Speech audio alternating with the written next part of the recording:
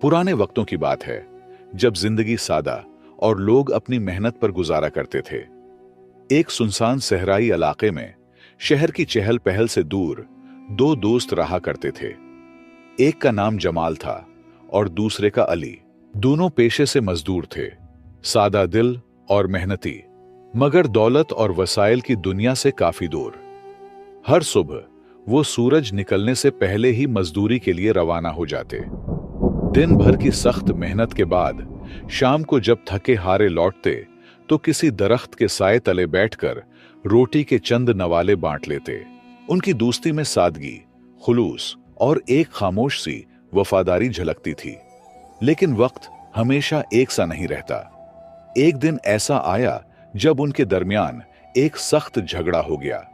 बात इस कदर बढ़ गई कि वो काजी के पास जा पहुंचे ताकि फैसला किया जा सके। झगड़े की वजह यह थी कि उन्हें मजदूरी का जो मुआवजा मिला था उस पर दोनों ने अपने अपने हक का दावा कर दिया। जमाल का कहना था, ज्यादा मेहनत मैंने की है, लिहाजा ज्यादा हिस्सा मेरा बनता है।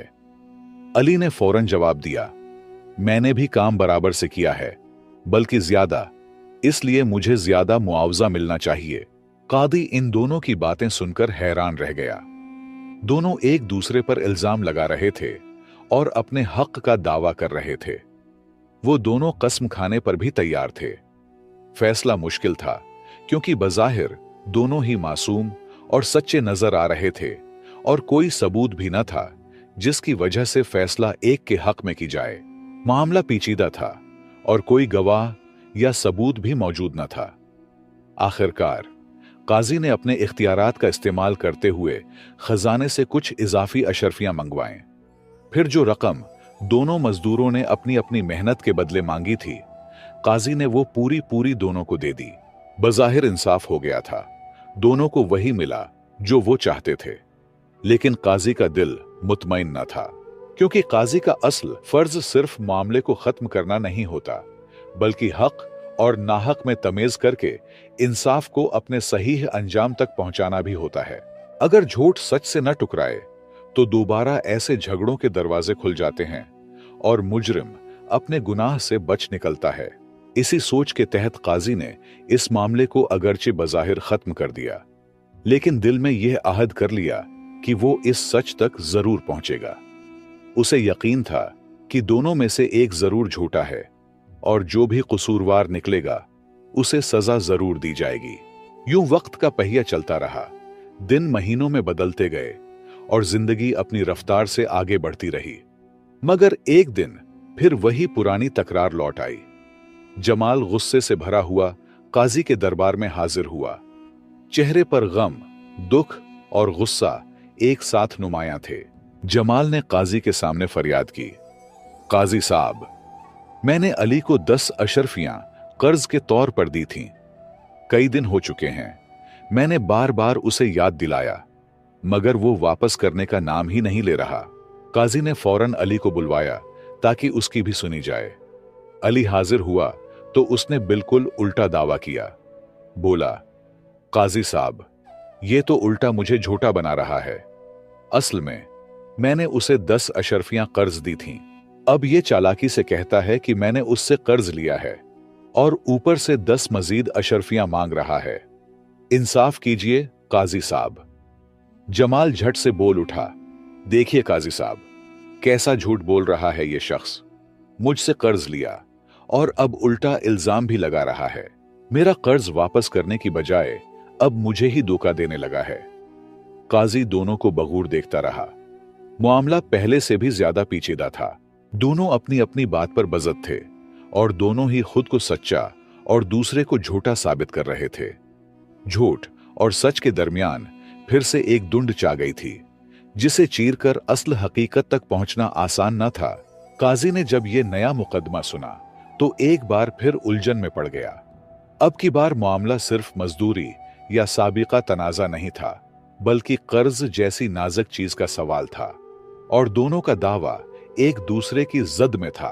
काजी बार बार सोचने लगा, आखिर कौन झूठ बोल रहा है और सच तक कैसे पहुंचा जाए। आखिरकार काजी ने एक खास तदबीर इख्तियार करने का फैसला किया। उसने दोनों फरीकैन को एक दिन की मोहलत दी और कहा कि कल आकर दोबारा पेश हो जाओ। उसी रात काजी ने आम लोगों जैसे कपड़े पहने, चेहरा छुपाया और बेस बदलकर चुपके से जमाल के घर के करीब जा पहुंचा। माहौल पर शाम का सन्नाटा छाया हुआ था। गली सुनसान थी और आसपास कोई नजर न आ रहा था। काजी ने अपने साथ एक थैला लिया जिसमें 50 अशरफियां थीं। उसने वो थैला जमाल के दरवाजे के पास फेंका और खुद कुछ फासले पर जाकर बैठ गया ताकि देख सके आगे क्या होता है। कुछ ही देर बाद जमाल का दरवाजा खुला। वो बाहर निकला और जब उसकी नजर जमीन पर पड़े, थैले पर पड़ी, तो वो चौंक गया। तेजी से आगे बढ़ा, थैले को उठाया, इधर उधर देखा और फौरन दरवाजे के अंदर चला गया और पीछे से दरवाजा बंद कर लिया। कादी ने खामोशी से ये सारा मंजर देखा और फिर वहां से चुपचाप उठकर अली के घर की तरफ बढ़ा। वहां भी इसी तदबीर को दोहराया। दोनों ने थैले को लेकर घर गए। अब काजी ने दूसरा रास्ता इख्तियार किया। रात का अंधेरा छा चुका था। बादलों की गिनगिर्ज सुनाई दे रही थी और फिजा में ठंडी हवा के झोंके चल रहे थे। काजी ने अली के दरवाजे पर जाकर आहिस्ता से दस्तक दी। थोड़ी ही देर में दरवाजा खुला और अली सामने आ गया। काजी ने नरमी से कहा, भाई साहब, मैं एक गरीब मुसाफिर हूं। बारिश होने वाली है और मेरे पास सर छुपाने को कोई जगह नहीं। क्या तुम मुझे एक रात के लिए पनाह दे सकते हो? अली ने काजी को गौर से देखा, मगर चूंकि काजी ने बेस बदला हुआ था, वो उसे पहचान न सका। अली ने बेझिझक दरवाजा पूरा खोला और कहा, आइए भाई, आप जैसे मुसाफिर के लिए मेरा घर हाजिर है। बारिश में बाहर रहना कहां का इंसाफ है। काजी को अंदर ले जाया गया। कमरे में सादगी और मेहमान नवाजी का माहौल था। अली ने अपने अंदाज में बातें शुरू की। काजी से उसका हाल अहवाल पूछा और खुद भी अपने घर की हालत, रोजमर्रा की मेहनत और जिंदगी के मामूलात के बारे में बताया। फिर अली ने मेहमान नवाजी का सबूत देते हुए सादा सा खाने का बंदोबस्त किया। दोनों ने मिलकर खाना खाया। काजी ने हर लम्हा अली के रवैये को गौर से देखा, दिल में नोट करता रहा। खाने के बाद काजी ने जेब पर हाथ फेरा, फिर अचानक चेहरे पर परेशानी तारी की और हैरत से बोला, या अल्लाह, ये क्या हो गया मेरे साथ? अली फौरन परेशान होकर बोला, क्या हुआ भाई साहब, खैरियत तो है? काजी ने थोड़ा रंजीदा लहजे में कहा, बेटा, मेरे पास अशरफियों का एक थैला था। सारी जमा पूंजी उसी में थी। लगता है कहीं रास्ते में गिर गया या चोरी हो गया। अब मैं क्या करूं? मेरा तो सब कुछ उसी में था। अली ने काजी की बात सुनी और थोड़ा सोचकर बोला, भाई साहब, मुझे रास्ते से एक थैला मिला है, लेकिन उससे पहले ये बताएं, इसमें कितनी अशरफियां थीं और कैसी दिखती थीं? काजी ने इत्मीनान से जवाब दिया, बेटा, इस थैले में तकरीबन 50 अशरफियां थीं, सोने की। मेरी तमाम पूंजी इसी में थी। अली फौरन उठा, कमरे के एक कोने में गया जहां उसने थैला छुपाकर रखा था। उसने उसे खोला, गिना और देखा कि वाकई 50 अशरफियां मौजूद थीं।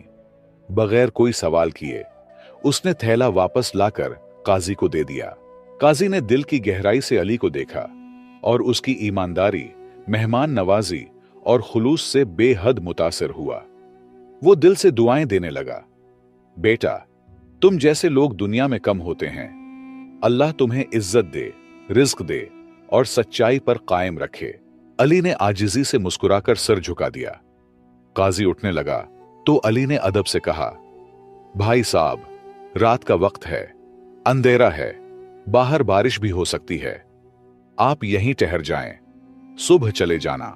मगर काजी ने नरमी से बहाना बनाकर कहा, नहीं बेटा, मुझे अभी जाना जरूरी है, एक काम बाकी है। और वो अली के घर से खामोशी से निकल गया। काजी अब सीधा जमाल के घर पहुंचा। वहां जाकर दरवाजा खटखटाया। अभी दस्तक दी ही थी कि अंदर से एक गुस्से भरी आवाज गूंजी, कौन हो तुम? इस वक्त रात में यहां क्या लेने आए हो? काजी ने तहम्मुल से जवाब दिया, भाई साहब, एक जरूरी काम है, बराहे करम दरवाजा खोलें, कुछ बात करनी है। जमाल गुस्से से दरवाजा खोलकर बाहर निकला और तेज लहजे में बोला, जल्दी बताओ, क्या काम है? रात के वक्त भी चैन नहीं है तुम लोगों को।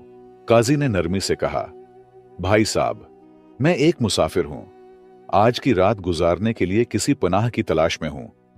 क्या आपके घर में थोड़ी सी जगह मिल सकती है? जमाल ने बेरुखी से जवाब दिया, नहीं, मेरे घर में तो इतनी तंगी है कि हम खुद बमुश्किल सूते हैं। अगर तुम्हें भी रख लूं तो हम कहां जाएंगे? जाओ यहां से, मेरे पास कोई जगह नहीं है तुम्हारे लिए। काजी ने तहम्मुल से सर हिलाया और एक लम्हे बाद बोला, ठीक है भाई साहब, मैं चला जाता हूं, लेकिन एक और बात है। शाम को इसी गली में मेरा एक थैला गुम हो गया है। इसमें 50 अशरफियां थीं। मैं ज्यादा दूर नहीं गया था। मुझे शक है कि वो यहीं कहीं गिरा होगा। बहुत ढूंढ चुका हूं, मगर नहीं मिला। काजी की बातें सुनते ही जमाल का चेहरा तेज हो गया और वो फौरन बदतमीजी पर उतर आया। गुस्से से बोला, क्या बकवास है ये? तुम कहना क्या चाहते हो? अब मुझ पर इल्जाम लगाने आए हो? शर्म करो कुछ। यहां तो सिर्फ मेरा ही घर है और मैंने कोई थैला नहीं देखा।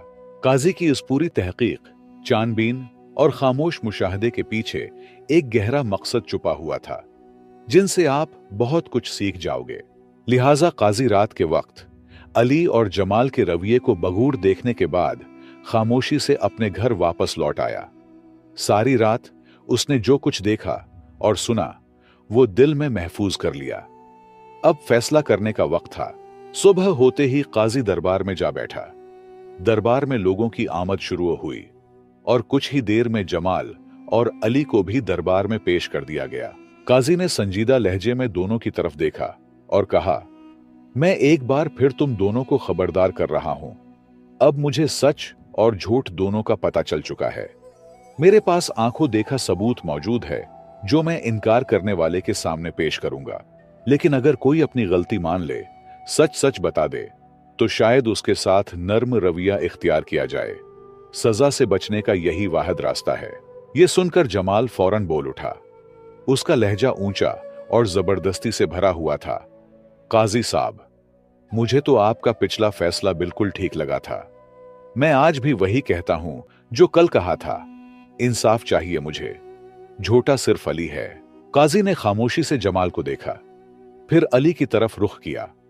अली ने अदब से सर झुकाया और कहा, काजी साहब, आपको इख्तियार है। फैसला आप ही करें कि कौन सच्चा है और कौन झूठा। हम दोनों ने अपनी बात कह दी। अब आप ही हक और बातिल के दरमियान फर्क करें। लिहाजा काजी ने जमाल की तरफ नरमी से देखते हुए कहा, बेटा, मैं तुम्हें एक आखिरी मौका दे रहा हूं। साफ साफ बता दो, सच क्या है? मगर जमाल जिद पर अड़ा रहा। वो मुसलसल अपनी पुरानी बात दोहराता रहा। काजी साहब, मैं सच्चा हूं। मैंने अली से कोई कर्ज नहीं लिया। काजी खामोशी से सुनता रहा, लेकिन वो सब कुछ जान चुका था। बिलाखिर काजी ने वो सब कुछ जाहिर कर दिया जो रात को उसने खुद अपनी आंखों से देखा था। काजी ने जमाल के घर पर अपने चुप कराने, तेला पींकने और फिर जमाल को तेला उठाकर अंदर ले जाते हुए सारा मामला बयान कर दिया। यह सुनते ही अली हैरत से काजी की तरफ देखने लगा और जमाल का चेहरा फक हो गया। मगर फिर भी वो अपनी बात पर कायम रहा और हठ धर्मी से बोला, काजी साहब, आप मुझ पर झूठा इल्जाम लगा रहे हैं। मैंने कोई तेला नहीं लिया और न ही अली से कर्ज लिया। अब काजी के लिए फैसला करना आसान हो गया था। उसने अली को तमाम इल्जामात से बरी कर दिया और जमाल पर झूठ बोलने और चोरी का जुर्म साबित होने पर सजा सुना दी। चंद दिन बाद जब जमाल सख्त मशक्कत वाली सजा का कुछ हिस्सा भुगत चुका था, तो काजी ने उसे बुलाया और नरमी से पूछा, बेटा, अब तो सजा काट रहे हो, सच बता दो, गलती किसकी थी? इस बार जमाल का सिर झुका हुआ था, लहजा टूटा हुआ और दिल नादिम। उसने धीरे से कहा, काजी साहब, गुनाहगार मैं ही हूं। मैंने अली से कर्ज लिया था और रात को वो तेला भी मैंने उठाया था। मैंने आपसे झूठ बोला। मैं शर्मिंदा हूं। ये पूरी तहकीक दरअसल काजी किसी और मकसद के लिए कर रहा था, क्योंकि उसका खास मुशीर, जो काजी के अहम राजों का अमीन था, कुछ अरसा कबल वफात पा चुका था। काजी को एक ऐसे सच्चे और ईमानदार शख्स की तलाश थी जो न सिर्फ वफादार हो बल्कि उसकी कुर्बत और एतमाद का अहल भी हो। जब पूरी तहकीक के बाद काजी को यकीन हो गया कि अली ही सच्चा और बाकिरदार इंसान है, तो उसने अली को सरकारी तौर पर अपना मुशीर खास मुकर्रर किया। साथ ही उसे एक बड़ी तनख्वाह और एक खूबसूरत रिहाइश भी अता की। अली के लिए यह सब किसी ख्वाब से कम न था। वो जो कल तक मजदूरी करता था, आज काजी का करीब तरीन साथी बन चुका था। यह सब सिर्फ उसकी ईमानदारी, सच्चाई और सब्र का नतीजा था। और जमाल को झूठ और लालच के बदले जलालत की जिंदगी मिली। तो दोस्तों, ये कहानी हमें एक बहुत बड़ा सबक सिखाती है कि सच्चाई इंसान का सबसे कीमती ज़ेवर है। जो शख्स दिल से सच्चा और साफ होता है, वो चाहे कितना ही गरीब क्यों ना हो, वक्त आने पर अल्लाह ताला उसे इज्जत और कामयाबी जरूर अता करता है। सच्चाई की वसीले से ही आपको वही मकाम मिल सकता है जो आप इल्म और ताकत से हासिल नहीं कर सकते। अगर अली भी झूठ का सहारा लेता या काजी का तेला चुरा लेता, तो शायद वो भी आज इबरत का निशान होता। हमें हमेशा याद रखना चाहिए कि सच्चाई ही तरक्की और कामयाबी का वाहिद रास्ता है, और सच्चा इंसान कभी नाकाम नहीं होता।